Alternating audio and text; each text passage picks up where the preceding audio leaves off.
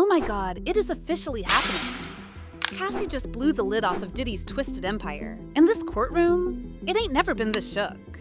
I'm talking about real-life horror stories, not just wild parties or drugs.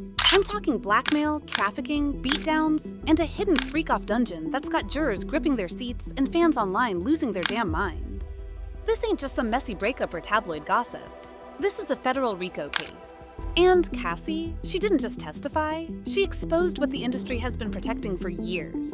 And the craziest part? These freak-offs weren't just wild threesomes. According to Cassie and others, this was an organized network of trafficking, coercion, blackmail, and hush money, run by a man the industry once called a mogul. So let's explore the dark truth about Diddy's so-called freak-off dungeon, and why this trial might finally bring it all crashing down. Diddy is now at the center of what's being called the trial of the century. Explosive allegations of sex trafficking, racketeering, and abuse have surfaced. And it's not just his empire on the line. The ripple effect is dragging in some of the biggest names in the industry: J-Lo, Usher, Jay-Z, Beyonce, and more. In court this week, some of Diddy's closest associates have stepped forward, offering chilling testimony about what really went on behind the scenes. Cassie Ventura, his former partner, has spoken out about years of physical and emotional torment. And others, like Kid Cudi and former employees, are now revealing explosive details that no one saw coming. What really went down between Diddy and Cassie? How deep did the manipulation and abuse truly go? This week, the fog is finally lifting. We now have the missing pieces to complete the puzzle and uncover the chilling truth of what actually happened. Stick around till the end, because the courtroom drama unfolding right now could be the most jaw-dropping celebrity scandal we've ever seen. And I'm gonna tell you all you need to know about it. Cassie Ventura, a former model and singer, was in a relationship with Sean Combs for over a decade. But what many didn't know was the dark, violent side of their connection. Cassie was one of the first to speak out against Diddy in court, and her testimony has shaken the very foundation of the trial. Cassie described a controlling, abusive relationship where she was physically assaulted, emotionally manipulated, and subjected to constant threats. She opened up about a terrifying moment in 2016 when she was assaulted in a Los Angeles hotel room. Surveillance footage from that night showed Diddy dragging Cassie by her hair through the hallway after an intense altercation. She had tried to leave him several times, but each time, Diddy found a way to pull her back in. His threats were relentless, and she feared for her safety. Cassie shared a deeply personal story about how Diddy's behavior escalated over time. She recalled how he would demand she participate in so-called freak-offs, which were drug-fueled sexual encounters, often involving other men and women. These episodes, Cassie testified, were designed to control her and keep her under his thumb. But the physical violence was only the surface. As Cassie described, Diddy would threaten her with humiliation, saying he would release explicit videos of their private moments if she didn't comply. These videos, she said, were used as leverage to keep her in the relationship. At one point, Cassie said she reached out to Diddy's own team for help, but they didn't intervene. She was trapped, not just by fear, but by a system of control that Diddy had set up around her. Her career, her finances, even her sense of self were all in his grasp. Her testimony is filled with moments of horror and heartbreak. And while she tried to break free, Cassie said she felt like she had no choice but to stay because everything she had, her job, her home, even her identity, was controlled by Diddy. She felt isolated, alone, and in constant danger. But Cassie is not alone in this. As if the allegations from Cassie weren't shocking enough, another twist in this tangled web of deceit and violence came when rapper Kid Cudi, also known as Scott Cudi, took the stand. Cudi's testimony revealed the extent to which Diddy's possessiveness and jealousy went, particularly when he found out about the affair between Cudi and Cassie. It all began in 2011, when Cudi and Cassie briefly dated. Cassie, in the midst of a rocky on and off relationship with Diddy, found comfort in Cudi. But as soon as Diddy discovered the affair, all hell broke loose. Cudi testified that he received a phone call from Cassie in December 2011, and she was terrified. Diddy had found out about their relationship, and Cassie sounded really stressed and scared. He immediately rushed to pick her up, but as he was driving her to safety, things took a dark turn. Cudi claimed that Diddy had sent one of his associates to his house to check on things, and when he got there, the situation was anything but calm. Diddy had allegedly broken into his home, and it seemed like his rage had no boundaries. The tension between the two men continued to escalate. A few weeks later, Kid Cudi testified that Diddy called him up to meet at a hotel to discuss the situation. Kid Cudi walked into the meeting, where Diddy stood, seemingly calm with his hands behind his back, like a Marvel supervillain. The tension between the two men escalated quickly, and just weeks later, Cudi's Porsche was set on fire in what he believed was a retaliation by Diddy. The car fire wasn't a random act. It was a clear message from Diddy. The explosion of Cudi's car was just one example of how far Diddy would go to keep his grip on his relationships. But it was only the beginning. The trial would reveal even darker truths. Don Richard, a former member of the girl group Danity Kane, was another key witness in Diddy's trial.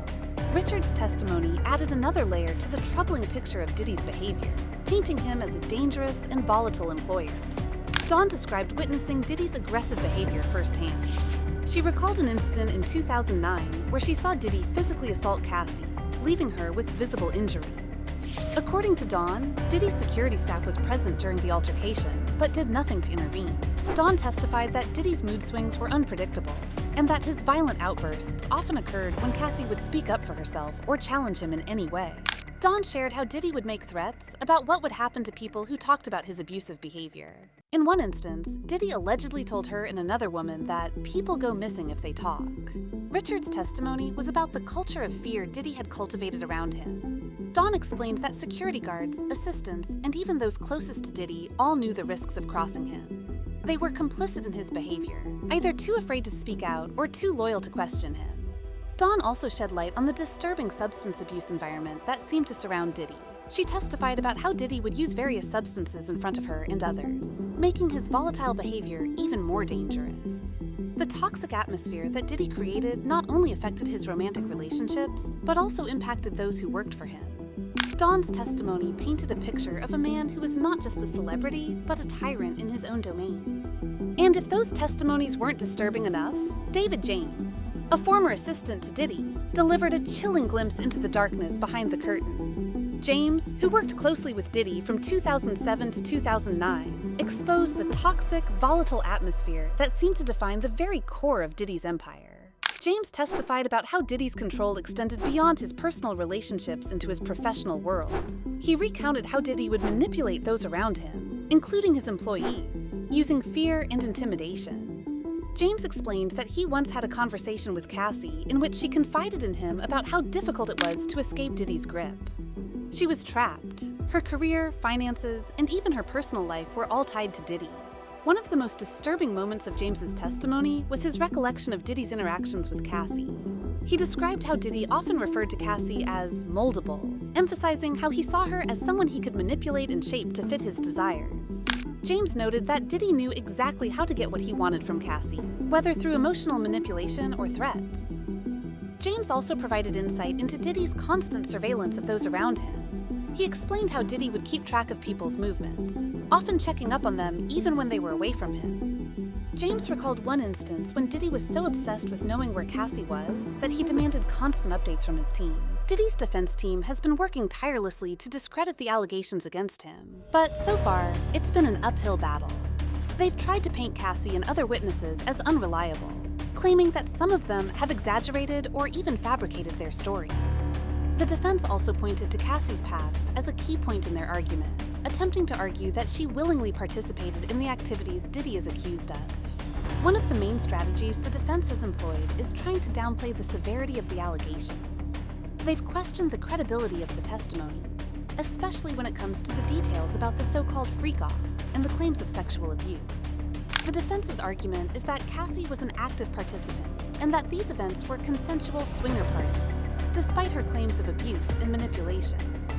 In an attempt to weaken the case, Diddy's legal team has also focused on the idea that Cassie's decision to settle a civil suit for $20 million in 2023 indicates that she may have been seeking financial gain.